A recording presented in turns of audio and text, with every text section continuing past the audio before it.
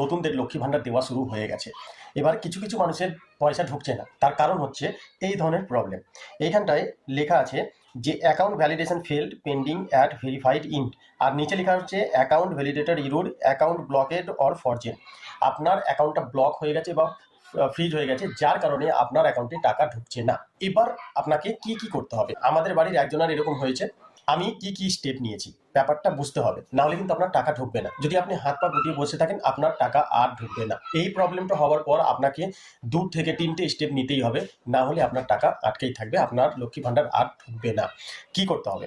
প্রথম স্টেপ, আমার দেখুন আজকে 26 তারিখ ছিল, 25 তারিখে আমার দেখেছি প্রবলেমটা। তো আমি এক জায়গায় গেছিলাম, আমি দীঘা গেছিলাম ঘুরতে, তো সেইখানে দেখেছি বলে আমি কিছু করতে পারছিলাম না। বাট এখানে এসে 25 তারিখে আমি সোজা প্রথম স্টেপ কাজ করি, ব্যাংকে গেলাম। এটা 3টে কারণ, 2 থেকে 3টে কারণের জন্য হয়ে থাকে। প্রথম কারণ হলো আপনার ব্যাংক ব্লক হয়ে গিয়েছে, এরকম হতে পারে। আপনি অনেক দিন ধরে উইথড্রল বা ডিপোজিট কিছু করেননি, লেনদেন করেননি, তার জন্য আপনার ব্যাংক ব্লক হয়ে যেতে পারে। এই ধরনের ব্লক হয়ে গেলে আপনার টাকা ঢোকা বন্ধ হয়ে যাবে বা বের করাও বন্ধ হয়ে যাবে। দ্বিতীয় কারণ কি হয়? Cyber activity. তো তখন আপনার ব্যাংক ফ্রিজ হতে পারে, তখনও কিন্তু আপনার এই প্রবলেম হতে পারে। বাট সেই কারণে কিছু কিছু দেখা গেছে যে টাকা আপনি উঠাতে পারছেন না, কিন্তু আপনার টাকা ঢুকছে, বাট এখানে দেখা যাচ্ছে দুটোই বন্ধ হয়ে গেছে, উইথড্রল ডিপোজিট দুটোই বন্ধ হয়ে গেছে। ঠিক আছে, তো আমি কি করলাম, ব্যাংকে গেলাম, ব্যাংকে স্যারের সাথে কথা বললাম, স্যার আমার এই প্রবলেম হয়েছে, আমার ব্যাংকে লক্ষ্মী ভাণ্ডার টাকা ঢোকার আছে, বাট ঢুকেনি। তো ওখান থেকে স্যার যেটা বললো আপনি শুনে অবাক হয়ে যাবেন। ওখান থেকে বললেন, দেখলেন অ্যাকাউন্ট নাম্বার নিয়ে, বলছে আপনার অ্যাকাউন্ট পুরোপুরি ঠিক আছে, কিচ্ছু হয়নি, আপনি একবার ওই দুয়ারে সরকারে গিয়ে দেখুন, এখানে কোনো প্রবলেম নেই। বুঝতে পারছেন? একটা এসবিআই ব্যাংকের অফিসার সে ভুলভাল কথা বলছে। তারপর আমি স্ক্রিনশটের মাধ্যমে এটা দেখালাম, আমি আপনাকে পাশে দেখাচ্ছি। আমার প্রবলেম এটা হয়েছে যে account validation error, account blocked আর ফরজেন। তারপরেও বলেছে হ্যাঁ হ্যাঁ, তাহলে আপনি কেওয়াইসি এক কাজ করুন, কেওয়াইসিটা জমা দিয়ে দিন, দেখি কি হয়।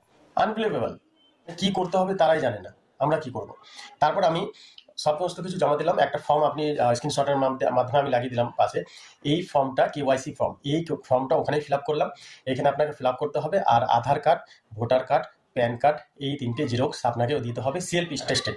ওখানে নিজে সই করে তারপর এটা জমা দিয়ে দিতে হবে। ঠিক আছে, আর ফর্মটা জমা দেওয়ার পর ওখানে 10 নম্বর কাউন্টারে পাঠালো। 10 নম্বর কাউন্টারে গিয়ে আমি গেলাম, ওখানে বললো যে এরকম সব কিছু A to Z step by step সব কিছু করে দিয়ে বলছে 1 সপ্তাহ পর আসুন, 1 সপ্তাহের মধ্যে আপনার যে কেওয়াইসিটা সেটা পূরণ হবে। তারপর আমি কি করলাম, পরের দিন হলো 26 তারিখ। 26 তারিখে লাস্ট ডেট ছিল দুয়ারে সরকার।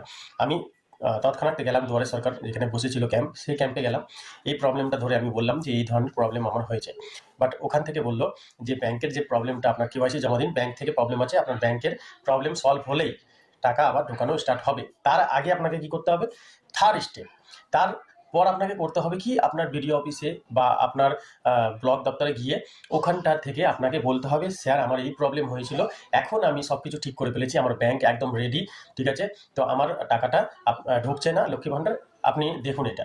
তখন বিডিও অফিস হতে পারে বা যেখানে আপনি গেছেন সেখান থেকে এই জিনিসটা, প্রবলেমটা সলভ করে দেওয়া হয়, তারপর আপনার টাকা ঢুকবে। বাট আপনি যদি বাড়িতে এরকম করে বসে থাকেন তাহলে কিন্তু পয়সা ঢুকবে না। আপনার যখন এই টাকাটা ঢোকেনি, তার মানে আমার প্রবলেম হয়ে গেছে। যেই স্টেপগুলো বললাম সেই স্টেপ আপনি করুন। এই স্টেপগুলো আপনি করলে আপনার লক্ষ্মী ভাণ্ডার আবারও ঢোকা স্টার্ট হয়ে যাবে। তো ভিডিওটি যদি ভালো লাগে তাহলে অবশ্যই লাইক, সাবস্ক্রাইব করুন, আপনার বন্ধুদের সাথে শেয়ার করুন। অনেক অনেক ধন্যবাদ। সুস্থ থাকবেন, ভালো থাকবেন, ধন্যবাদ।